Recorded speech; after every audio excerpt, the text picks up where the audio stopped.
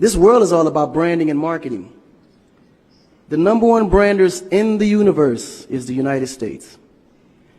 They made United States seem like it's the best place in the world to be. It's the land of the free, home of the brave. I go there to find and chase my dreams. We have to be able to tell our own stories. Directors, filmmakers, entertainers, it's going to be clearly, and the press, it's going to be your job to redefine how people think about Africa.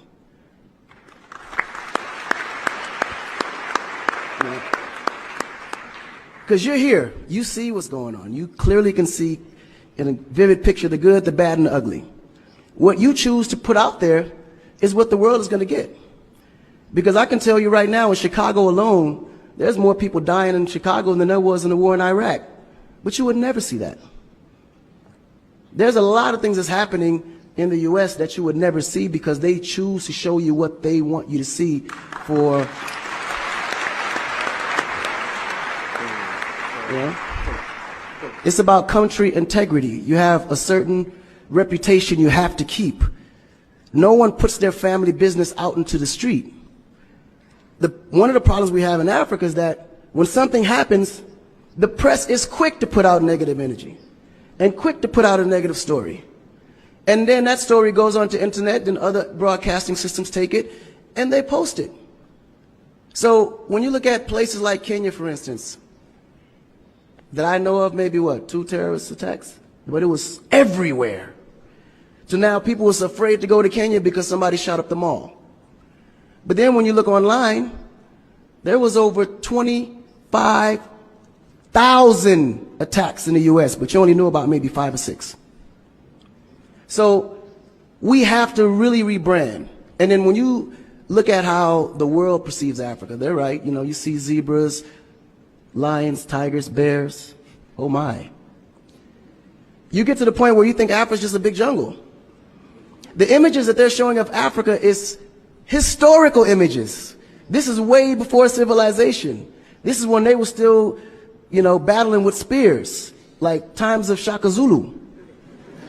No, I'm serious. But then when you look at the US, they're showing Superman, Batman,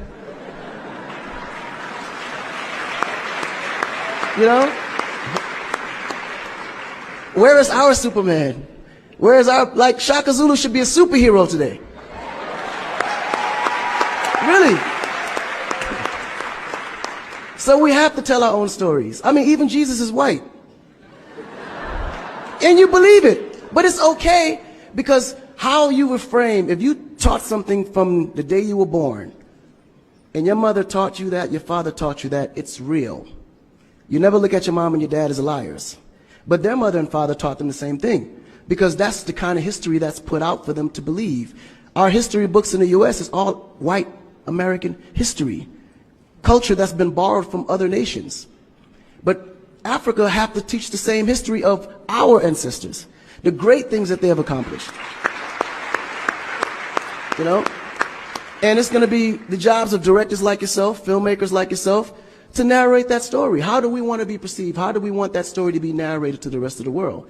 This younger generation, we kind of figured it out. Because now, when you look at hip-hop in America, every rapper is rich. Gold chains, Bentleys, nice girls by the pool with bathing suits in this big mansion.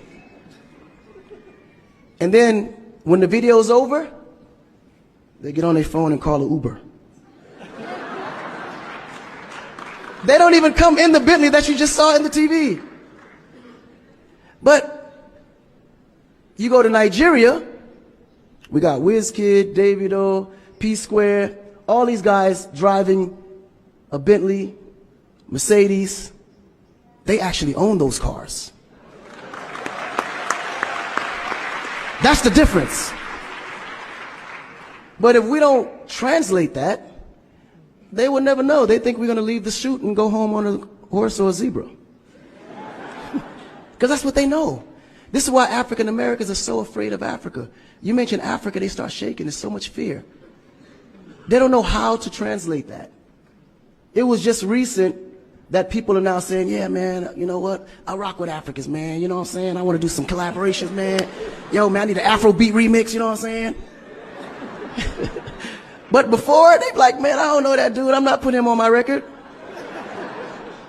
So the younger generation is slowly understanding how you have to rebrand the culture, because the culture has adapted. They've actually took everything that we've created and made it look better. They made a superstar look like a superstar. When I look on TV and I see our biggest entertainers, they don't look like stars. That's why you can't really respect the entertainer. If a politician saw a singer, he'd just be like, oh, he's just a local singer. But if he go to that local singer's performance, he may sell out the stadium because he has a huge influence, but the image is not there. So we have to take the image as a huge accountability for ourselves and realize that Africa really does have a reputation. But if we allow our stories to be told, our stories will be told according to their agenda on what they need to be able to benefit from Africa. So we have to tell our story so we can be able to understand how we can utilize that story to benefit for our agenda. You know? So in closing, this job is for the entertainers, the filmmakers, the reporters, and anyone that creates content. We have to rebrand. And we have to rebrand it in the way that we see it and tell the story to where they can understand it, feel comfortable, and want to come here and invest.